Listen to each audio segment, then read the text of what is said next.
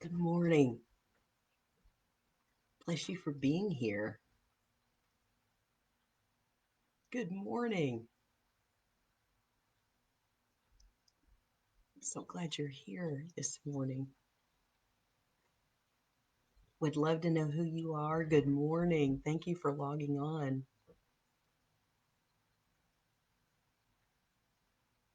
Um, Lloyd, bless you and bless your family. Good morning to you.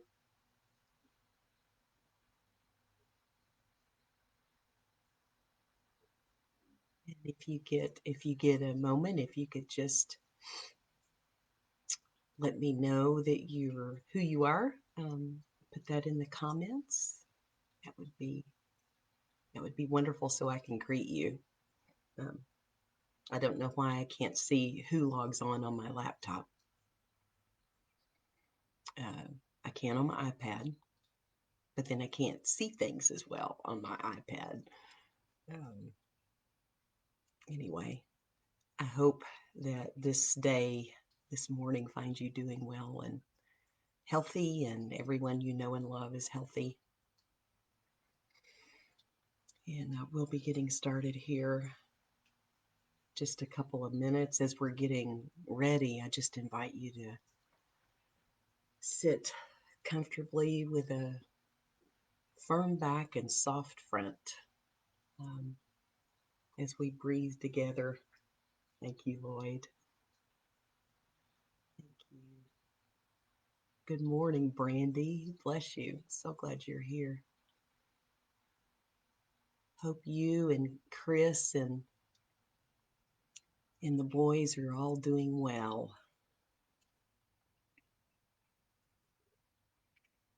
Coffee is tasting particularly good this morning.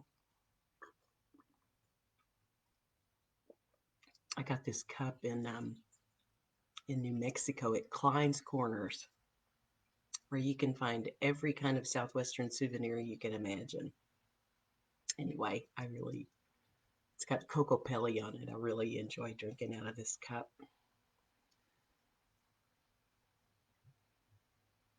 As you log on, welcome. I'm so glad you're here. If you could just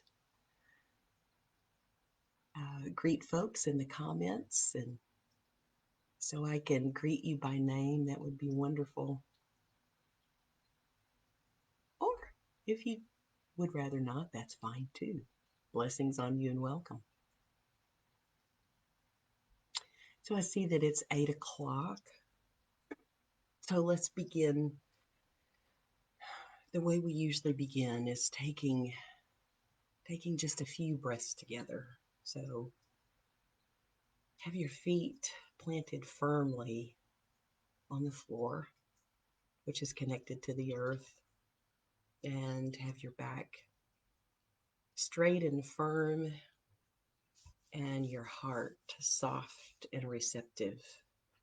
And let's breathe in and exhale.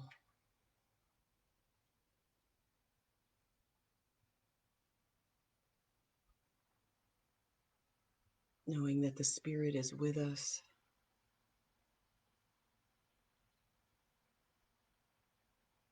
connecting us with bonds that aren't visible, but that are stronger than we know.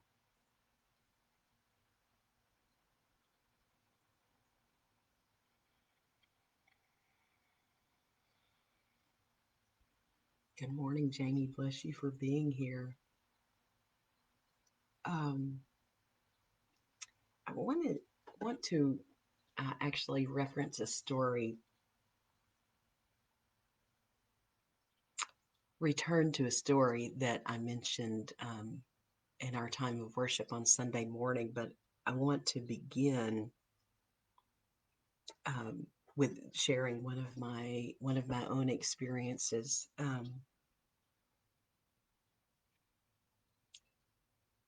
When I was in seminary, one of my courses was world religions and Christianity in context.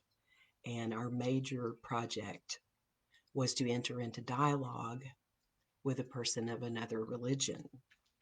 And it had to be just more than just one conversation. We had to actually, over the course of the semester, 2 or 3 months, build a relationship. And so I partnered with a woman who was in the class with me, and we developed a relationship with a mother and a daughter who were connected with a local mosque.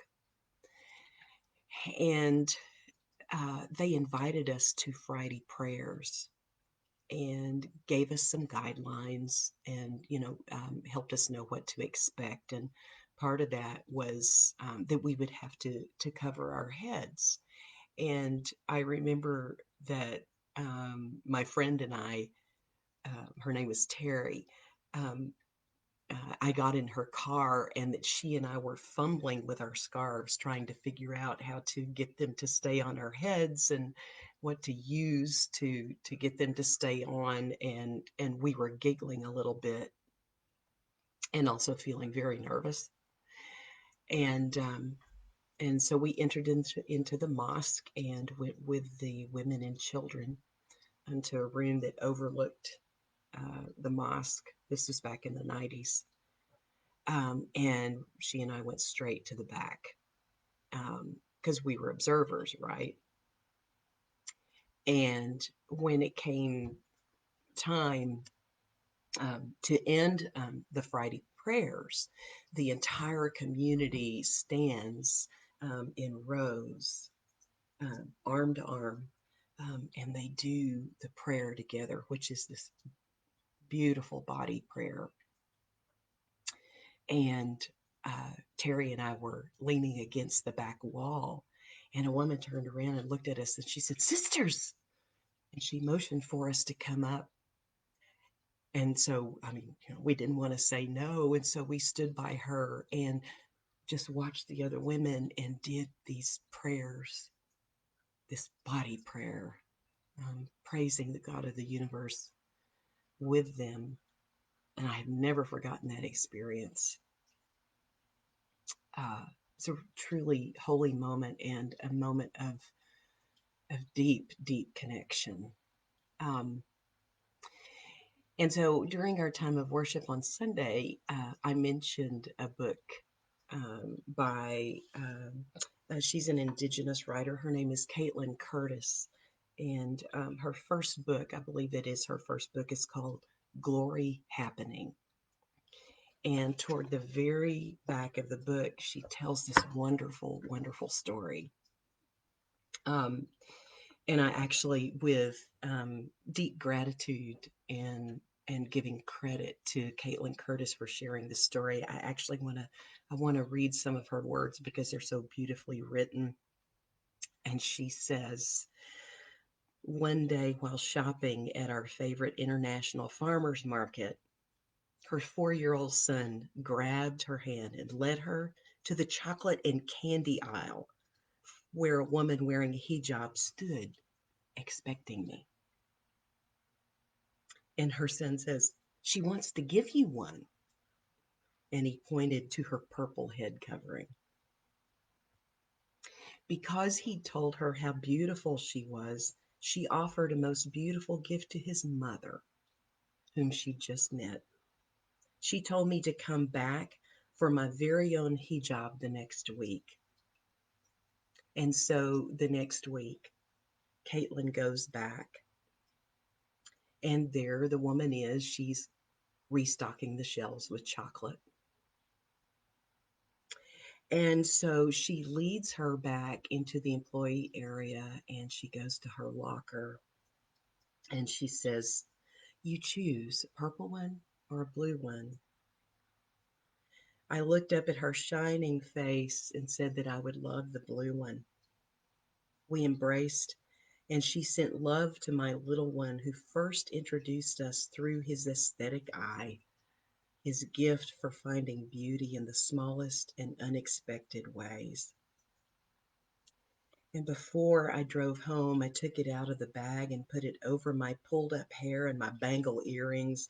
And I put it on and wondered what discrimination a hijab wearing woman might endure in our culture.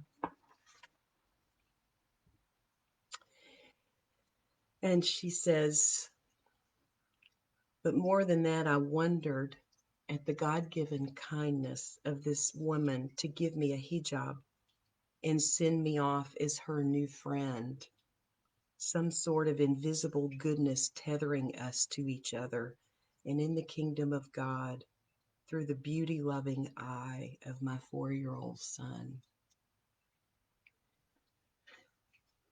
Um,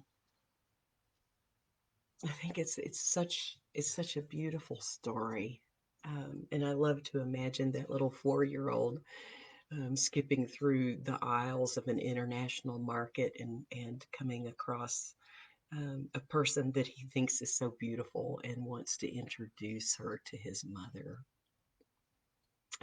It's the most beautiful of connections.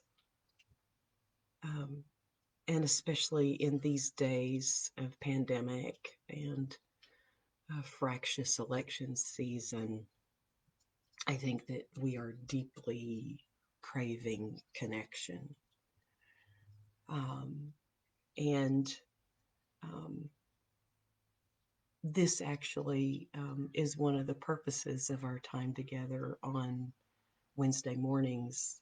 At least what I want to offer us here is a time of deeply connecting and remembering that we are loved and that we are blessed beyond imagination, and that there's nothing that can compromise that. Because in these days, there are so many forces that want, seems like, that want us to feel disconnected and isolated. But through breathing together, seeing each other over social media, running into a new friend on the chocolate aisle at the store as we're walking around with our masks and trying to smile with our eyes. Um, we are indeed connected and loved by a God who will never, ever let us be alone.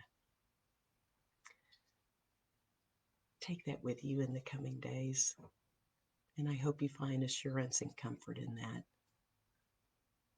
So, as we come to the end of our time together, let us end just these brief few minutes as we began with breathing together.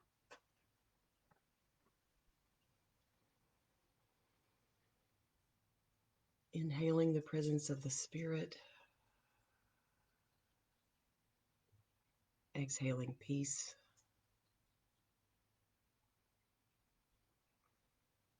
inhaling the assurance that we are blessed, exhaling blessing to others.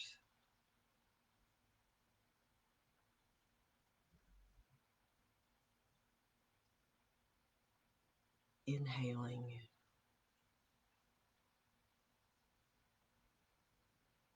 exhaling,